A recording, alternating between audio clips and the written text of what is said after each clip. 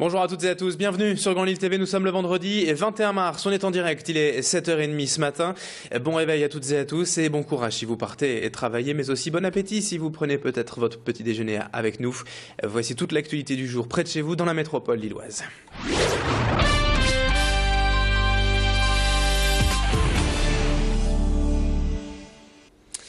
Et bien évidemment, encore une fois ce matin, on démarre cette édition avec le dossier de la Redoute. L'ultimatum fixé par la direction a donc expiré ce matin. Les salariés sont toujours dans l'incertitude. Hier après-midi, le syndicat CFE-CGC a certes signé le fameux accord du plan de reprise, mais le syndicat n'étant pas majoritaire, cela ne suffit pas. Les autres organisations, CFDT, CGT et Sud, ont fait quelques concessions, hier après-midi, pour faire reprendre les négociations, mais ils refusent toujours de signer l'accord tel qu'il a été présenté par les repreneurs. Au sein de l'entreprise, la situation est donc de plus en plus tendue. Les salariés sont divisés. Certains ont manifesté d'ailleurs leur volonté de signer l'accord en l'état, car ils craignent maintenant le pire et une faillite totale de la Redoute si rien n'aboutit.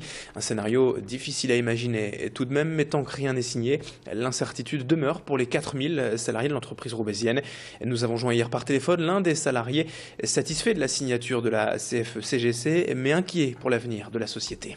La suite de la société, après, je dirais que c'est chacun qui pourra y travailler. Et en tout cas, on le voit plutôt bien, on espère, en tout cas. Mais tout ça est bien sûr conditionné à la signature d'un accord. Sinon, ce serait, voilà, je pense, une vraie catastrophe.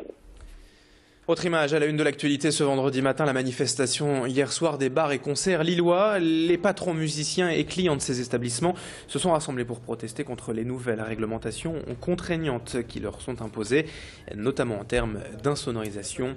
De nombreux bars-concerts à Lille ont déjà eu à subir une fermeture administrative à cause du bruit environnant et de plus en plus d'entre eux s'estiment menacés par ces nouvelles règles. Les travaux nécessaires coûtent souvent bien trop cher et tous se disent inquiets donc pour leur avenir. Hier, les patrons de bars mais aussi les musiciens, les clients se sont rassemblés donc à Ouessem pour se faire entendre et en appeler à la mairie afin de trouver une solution amiable. Explication au micro de Tanguy Lécluse. Pour moi, la culture se passe avant tout, commence en tout cas dans les bars, quoi. Il y a plein d'artistes qui jouent dans les salles comme l'Aéronef, le Grand Mix, toutes les salles de la région. D'ailleurs, la région est fleurie de belles salles. Mais bon, il y a toujours un point de départ et c'est quand même les cafés-concerts la base du truc, quoi. Donc je pense que c'est important que ça continue à vivre. Au-delà d'être un lien social, un lien de partage, c'est aussi un lien où on peut entendre des nouveautés musicales et je pense que c'est important de les garder. C'est la vie, c'est très très important. L'actualité, c'est également la politique à 2 jours du premier tour des élections municipales. Ce dimanche, on continue de vous présenter cette semaine les candidats à Roubaix. Et aujourd'hui, il focus sur Éric Mouveau, candidat du Front de gauche à Roubaix. Et sa liste s'appelle Bien vivre ensemble à Roubaix. C'est sa première participation à une élection. Ses thèmes de campagne, le travail, la propreté, l'échange et le respect avec les habitants. Ses projets au niveau de l'emploi, c'est de mettre en place par exemple une filière industrielle autour de la rénovation énergétique et un travail avec le CETI autour du textile. Au niveau du logement, la rénovation du parc ancien et la création de plus de logements sociaux, plus grands pour les grandes familles. Son objectif aujourd'hui, c'est de faire le plus haut score possible et se battre, selon lui, pour que la droite ne prenne pas la mairie à Roubaix. Éric Mouveau est au micro d'Adélaïde Bollard. Notre thème de campagne principal, donc, c'est bien vivre ensemble. Bien vivre ensemble à Roubaix, ça veut dire vivre dans une ville où on peut travailler, dans une ville propre, dans une ville où on se parle et où les habitants sont respectés. Après, notre deuxième thème central de campagne, c'est sur l'emploi. Nous considérons que la politique qui est menée depuis des années à Roubaix, mais aussi dans la métropole, est une politique qui nous a menés dans le mur. C'est-à-dire qu'à Roubaix, il y a 38 000 actifs.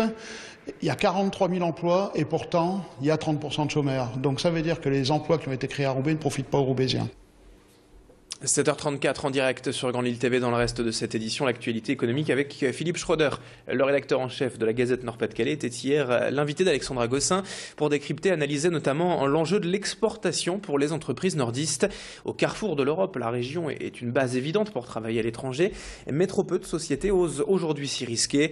L'hebdomadaire économique consacre donc un grand dossier sur le sujet cette semaine et son rédacteur en chef est venu nous en dire plus sur l'importance de l'export pour nos entreprises. Les dirigeants d'entreprise nous expliquent que aller à l'export, c'est d'abord y aller maintenant pour être dans les pays émergents, parce que les pays émergents d'aujourd'hui seront les pays qui tireront la croissance en 2050.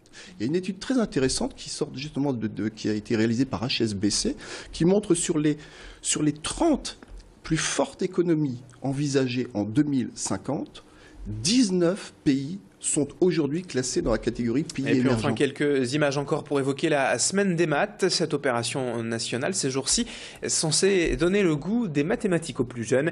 Illustration ici à l'école Charles Perrault de Lambersart où les enfants ont participé à plusieurs jeux et ateliers pour que cette matière parfois abstraite pour certains devienne ludique et intéressante. Comment se positionner dans l'espace, observer les formes et les couleurs et bien sûr compter. L'intérêt c'est d'aborder les maths de manière différente que ce qui est fait d'habitude en classe par petits groupes et avec des outils comme un appareil photo ou un ordinateur. Les enfants ont consacré plusieurs matinées aux chiffres cette semaine et de la vie de tous. Cela leur a fait le plus grand bien. Explications et témoignages au micro de Bérénice Lemestre. On constatait que les résultats aux évaluations nationales présentaient une déficience en mathématiques et justement pour pouvoir travailler à l'avance et en amont les problèmes de mathématiques, nous avons décidé d'œuvrer dans les mathématiques pour améliorer les résultats aux évaluations nationales. Il y a peut-être la pression effectivement familiale, mais les enfants en maternelle abordent les mathématiques de manière très simple, très ludique. Donc les problèmes qui seraient mis sur l'apprentissage des mathématiques viendraient peut-être plutôt des familles. Voilà, c'est ainsi que se termine ce journal 7h36 en direct en ce vendredi matin. Dans un instant, la météo et l'info au trafic. Dans les deux cas, c'est assez chargé ce matin.